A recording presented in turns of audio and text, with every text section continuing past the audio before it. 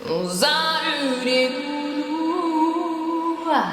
mieux en mieux, incroyable, parfait, magique. J'espère que vous allez bien. Mes loulous, comme vous le voyez, la lumière n'est pas normale, mais elle va changer dans quelques minutes. Ne vous inquiétez pas, la qualité arrive. Aujourd'hui, une nouvelle vidéo que je suis hyper contente de faire parce que ça fait depuis des années que j'étais censée la faire, cette vidéo. Et je suis très contente de la faire aujourd'hui. Je vais vous raconter un petit peu mon vécu dans la chambre de bonne dans laquelle je vivais quand j'étais plus jeune, quand j'étais étudiante. Parce que... ça existe des youtubeurs et influenceurs qui ont été étudiants et qui ont vécu dans des petits logements d'étudiants. C'est une espèce qui se fait rare, mais ça existe, je vous assure. Et je me suis dit que c'était important pour moi d'en parler, vous raconter toute mon expérience autour de ça parce que j'ai vécu 3 ans et demi pratiquement dans un 9 mètres carrés sans toilette. Sinon c'est pas drôle. Et vous m'avez connue à l'époque parce que c'est là où j'ai commencé mes vidéos sur YouTube, etc.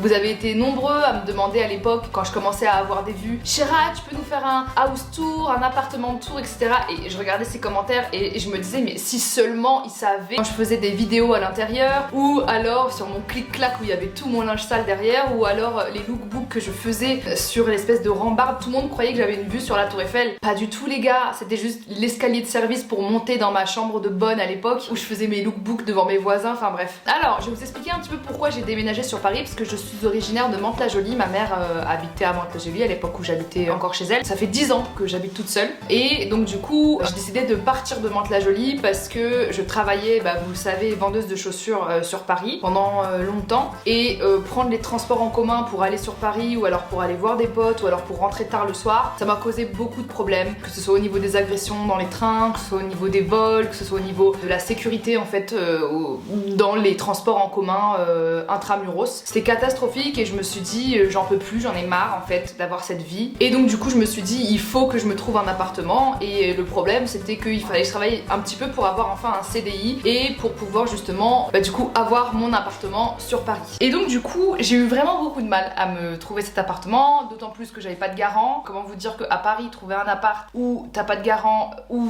tu gagnes pas des 1000 et des 100, parce que j'avais genre le salaire d'une vendeuse de chaussures, je crois que je gagnais 1100 € par mois il me semble. Et bref, c'était très compliqué pour moi de trouver un appartement, de trouver quelqu'un qui voulait bien me louer son appart. Au départ, je cherchais des apparts genre style 15 mètres carrés avec toilette et tout machin. J'étais grave partie dans ma tête en mode je vais trouver un petit appart. Vraiment, vous voyez Emeline Paris? Pas du tout. Vous voyez sur seloger.com quand vous mettez genre 30 mètres carrés, toilette, tout ça, je commence à voir les prix, je me disais nope, it's not gonna be possible. Ça coûtait limite le salaire que j'avais, plus de 1000 balles pratiquement. Donc du coup j'essayais de chercher, un peu plus petit, pas dans les best quartiers, mais quand même je me disais si je pars de Mantes-la-Jolie, c'est pas pour me retrouver dans un quartier non plus qui craint où je vais avoir des problèmes avec ma sécurité, parce que si j'ai quitté justement ça, si j'ai quitté cette ville à cause de la sécurité, c'est bien pour ne pas me retrouver avec le même problème sur Paris. Donc je cherchais quand même dans des quartiers que j'aimais bien, comme le 15e, le 16e, le 17e et tous les quartiers un peu tranquilles où il y a limite que des vieux en fait. Si j'avais cherché premier, etc. et tout, bref, j'ai fait quelques visites et malheureusement il y avait toujours un meilleur dossier que le mien. C'est un fait, qu'est-ce que vous voulez que je vous dise Ah là là là là là là, je vous jure. Donc du coup, personne pour se porter garant pour moi. Ma mère pouvait pas se porter garante pour moi parce que elle avait pas les moyens de se porter garante. Mon père... mort de rire. Where is my father? Et il y avait que ma grande sœur, mais ma grande sœur, comme elle travaillait à l'étranger, c'était très compliqué de faire accepter mon dossier parce qu'il disait qu'il fallait un garant qui habite en France, etc. et tout. Et je me suis dit, Chéra, ça va être la merde, meuf, là, pour te trouver un appart. Je repense à Emeline Paris, je trouve ça trop drôle. À un moment donné, je me suis dit, ok, il va falloir revoir tes attentes à la baisse. Et même en voyant mes attentes à la baisse, c'est-à-dire que je cherchais des chambres de bonne sur Paris, d'environ 9 mètres carrés, sans toilette, je cherchais ça. Des fois, c'était compliqué. Je faisais des visites, on me rappelait pas, il y avait toujours un meilleur dossier que le mien de toute manière. Vraiment, je commençais à désespérer, surtout à cette période-là, j'étais très fatiguée parce que je travaillais vraiment beaucoup et je faisais vraiment des grands allers-retours entre Mantes-la-Jolie et Paris. Je sais pas si vous imaginez imaginer, mais Mantes-la-Jolie Paris, c'est pas le truc qui, à l'époque en tout cas, était très bien desservi. On avait un direct, c'était les trains qui partaient vers la Normandie, qui s'arrêtaient sur Mantes-la-Jolie, et il fallait pas le louper. Si tu le loupais, bah tu te mangeais des semi-directs qui s'arrêtaient à toutes les stations, où tu risquais ta peau, clairement. Enfin, moi en tout cas, je risquais ma peau en tant que femme seule dans certains wagons, enfin bref. Et donc du coup, je commençais un peu à désespérer, mais je redoublais plus d'efforts. C'est-à-dire que même à l'époque, il y avait mes potes qui allaient faire les visites à ma place carrément en attendant que j'aille au taf, parce qu'il y avait des visites que je pouvais pas faire ni avoir, etc. et tout. Et à un moment donné, je me suis dit, purée, mais même pour un 9 mètres carrés, sans chiottes ni rien, j'arrive pas à trouver quoi. À un moment donné, j'ai même commencé à regarder sans douche, et je me suis dit, mais attends Chéra, sans douche, là c'est chaud quand même, tu vois. C'est ok, tu revois tes attentes à la baisse, mais sans douche, c'est compliqué avec des douches communes. Je trouve que c'est compliqué, et même, je pensais vachement sécurité, donc du coup, je me disais, au moins si je fais pipi caca dehors, bref, ça c'était quelque chose dont je vous parlerai juste après. Au moins tu rentres vite faire ta douche, on sait jamais, il y a quelqu'un qui t'agresse dans les douches, etc. et tout. Faut penser à ça, les gars. C'est pour ça que je me dis, on est là, on parle des étudiants, on parle au nom des étudiants, on parle de la précarité des étudiants, mais il y a tellement peu de personnes qui sont aptes à parler de ce genre de sujet-là. Je dis pas que je suis apte ou quoi que ce soit, parce que à l'heure d'aujourd'hui, je suis youtubeuse, j'ai un grand appartement, je gagne bien ma vie. Non, en fait, je ne suis pas apte pour parler de ce genre de sujet-là. Mais quand vous voulez vous intéresser un petit peu plus à la cause des étudiants, parlez aux étudiants, genre tout simplement sortez, allez à la sortie d'une fac, ou allez justement essayer de faire des rendez-vous Zoom avec des étudiants pour vraiment connaître un petit peu plus leurs attentes, savoir ce qu'ils vivent, les problèmes qu'ils vivent. Genre là je vous parle des douches communes dans les appartements d'étudiants. Il y en a plein qui se disent même pas qu'il y a des étudiants qui n'ont pas de douche chez eux. Il y a des étudiants qui n'ont pas de douche chez eux. Il y a des étudiants qui n'ont pas de toilette chez eux. Ça existe. Bref. Et donc du coup, je me suis dit quand même la douche c'est important. Donc je cherchais et j'ai été visiter un appart. Un 9 mètres carrés.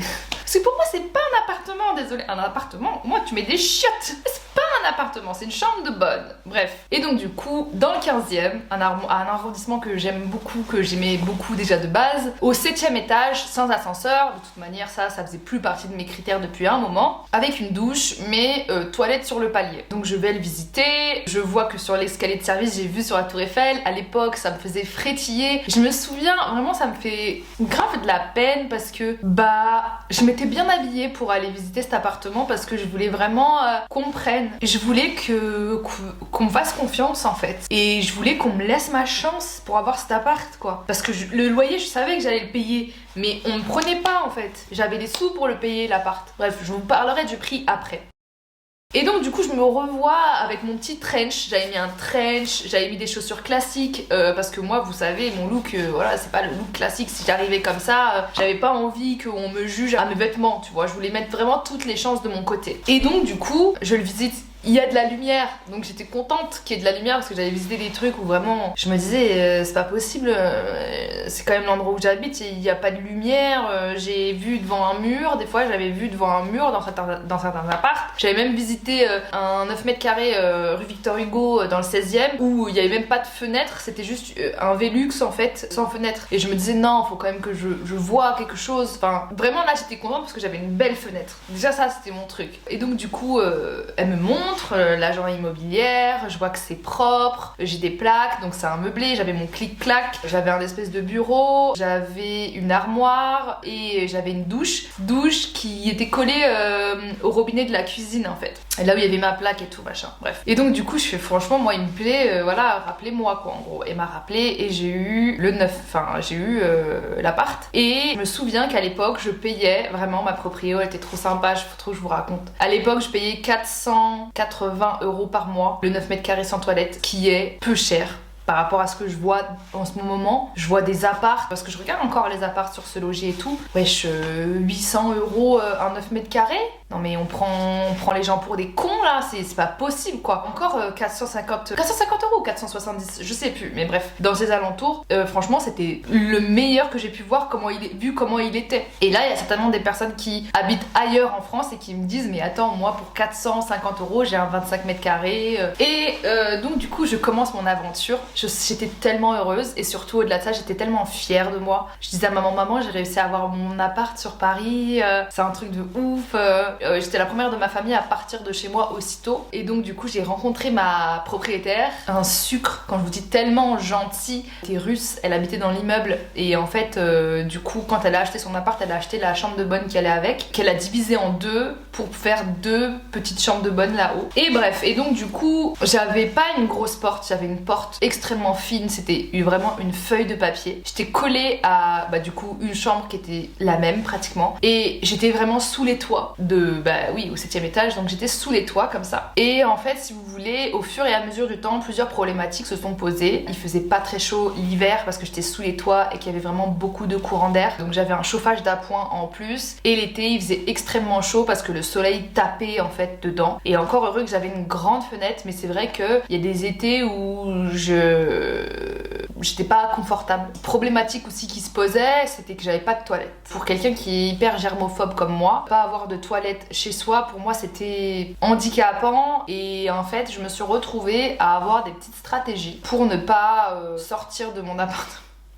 En fait, au début, j'allais aux toilettes qui étaient des toilettes pour tout le palier. Donc du coup, il y avait environ peut-être 7 chambres de bonne là-haut. Donc 7 appartements avec des fois des couples dans les 9 mètres carrés. Il y avait des appartements qui étaient un petit peu plus grands. Je sais que j'avais une voisine qui avait un 25 mètres carrés avec des toilettes et tout. J'avais un voisin qui était assez âgé qui vivait dans un 9 mètres carrés aussi, sans toilette. J'avais un couple qui était juste à côté de moi, de mon mur en fait, qui faisait vraiment beaucoup de bruit. J'avais vraiment tous les profils et donc on se partageait en fait à environ du coup 9 personnes, 10 personnes, une toilette. Et au départ j'y allais avec ma petite lingette désinfectante, mon petit papier toilette et tout, et ma javel. Et en fait tous les jours faire des allers-retours comme ça me fatiguait. Au-delà de ça aussi j'avais même à un moment donné commencé à me retenir pour pas aller aux toilettes. Du coup intestinalement parlant c'était pas ouf non plus. Et à un moment donné je me suis dit c'est quoi Chéra, fuck, tu vas trouver un système D. Parce que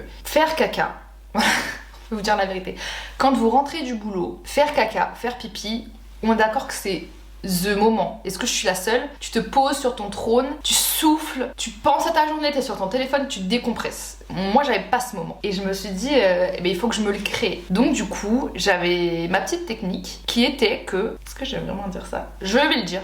Je prenais une bassine, ne me jugez pas, on n'est pas dans le jugement entre nous, on est tous des êtres humains, vous savez très bien. Je prenais une bassine, je mettais de l'aluminium en dessous de toute la bassine et je mettais ensuite 2 couches, 3 ou 4 couches de sopalin et ensuite je mettais du papier toilette. Ça c'était juste pour faire caca. Et donc du coup, je vous explique, ma douche était un petit peu en hauteur. Je mettais du coup ma bassine, je déféquais dans ma bassine et je refermais avec du coup le papier toilette et le sopalin. Du coup en fait si vous voulez ma bassine était propre mais je la lavais et je partais en fait aux toilettes et je jetais le cadeau, le gift, dans les toilettes avec le papier toilette et je rentrais, je mettais le sopalin qui n'avait pas eu contact avec bien évidemment la matière fécale et je mettais tout ça en boule et je jetais dans la poubelle vu qu'il n'y avait aucun contact avec ce que vous savez. Ce que vous savez. Ouais, j'ai pas envie de dire caca parce que voilà. Mais bon, c'est naturel. Et ensuite, je mettais 3 sprays d'eau de javel sur ma bassine et je nettoyais ma bassine et je la mettais en dessous de ma douche. Voilà. Et du coup, quand j'ai eu cette technique, ma vie a changé. Vraiment, je me disais, ah, je peux faire caca chez moi, tout, même si, voilà... Et voilà, c'est un peu compliqué de sortir à 1h du matin de sa chambre pour pouvoir jeter ça dans les toilettes, etc. et tout, bref. Et pour faire pipi, je pissais sous la douche. Jugez-moi, je m'en fiche, j'ai fait des économies de chasse d'eau, vraiment on fait beaucoup d'économies de chasse d'eau avec cet appart, enfin avec cette chambre de bonne. Et donc du coup oui, je passais à l'eau et après je passais le spray d'eau de javel, je nettoyais et ça garantissait ma sécurité déjà premièrement parce que j'avais peur quand même de me retrouver dans les espaces communs. On va dire des fois à certaines heures de la nuit. Et si ça m'assurait une tranquillité d'un point de vue hygiénique, quoi. J'allais partager mes toilettes avec 10 personnes, franchement ça me saoulait vraiment. Et du coup j'ai vécu comme ça pendant un moment, j'avais honte. Et j'en ai pas parlé parce que j'avais honte. Genre vraiment j'avais grave honte. Au début j'en parlais juste à mes meilleures amies, je leur disais quand elles me disaient comment tu fais avec les toilettes et tout, meuf j'ai un plan. Et là je revois Émilie Paris, je me dis vraiment Émilie Paris, tu crois vraiment elle chierait dans une bassine? Mais qu'est-ce que je fais? Je n'ai pas too late. Bref, et donc du coup j'avais honte. Donc du coup j'en parlais pas, je le disais pas, et même à ma communauté, parce qu'à l'époque j'avais quand même mes 50 000 abonnés, mes 10 000 abonnés, mes 20 000 abonnés.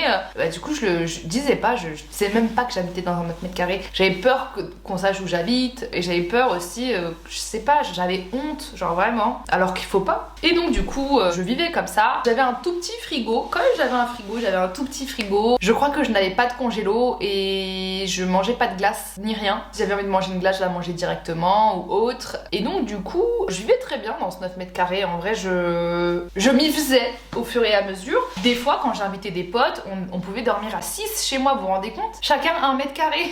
Le max qu'on ait fait, je crois, c'était dormir à 6. Ouais. En fait, le clic-clac était assez large, quand même beaucoup plus large que celui-là. Et en fait, quand on le dépliait, et ben du coup, on pouvait se mettre dans le sens de la largeur ou se mettre dans le sens de la longueur. Où on avait les pieds qui sortaient, mais bon, c'est pas grave. Et j'avais des potes à moi qui dormaient par terre, on mettait des couettes par terre, etc. et tout. Enfin bref. Et du coup, j'avais pas de machine à laver. Ça, c'était vraiment mon plus gros problème parce que du coup, c'était très compliqué. Je mettais le linge sale derrière mon clic-clac dans un panier de linge sale et je ramenais des sacs poubelles à ma mère toutes les 2 semaines. Donc j'accumulais vraiment du linge sale pour qu'elle puisse me le laver et pour que je puisse lui rendre visite et pour que je puisse un peu chier dans une vraie WC aussi. Puis ensuite j'ai arrêté de travailler et là c'était compliqué.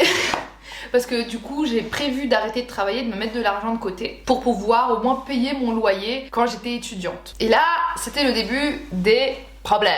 Désolée, cette vidéo elle commence avec la lumière de jour, puis après avec la ring light, puis après on change de caméra, donc ça change de son. I'm so sorry about it. Et donc du coup j'ai commencé à être étudiante et il fallait quand même que je paye les 450 et quelques euros de loyer, donc j'avais mis de l'argent de côté pendant que je travaillais, donc que j'étais vendeuse, chose qui était quand même très compliquée. Moi mon but vraiment c'était d'économiser de l'argent pour payer mon école de mode et pour payer mon loyer, bref. Donc du coup, comment j'ai fait pour rentrer dans mon école de mode? J'ai fait un prêt à la banque d'environ 15 000 euros. Faut savoir une chose, c'est que c'est une école de mode qui est très réputée sur Paris, mais qu'il faut acheter du matériel scolaire.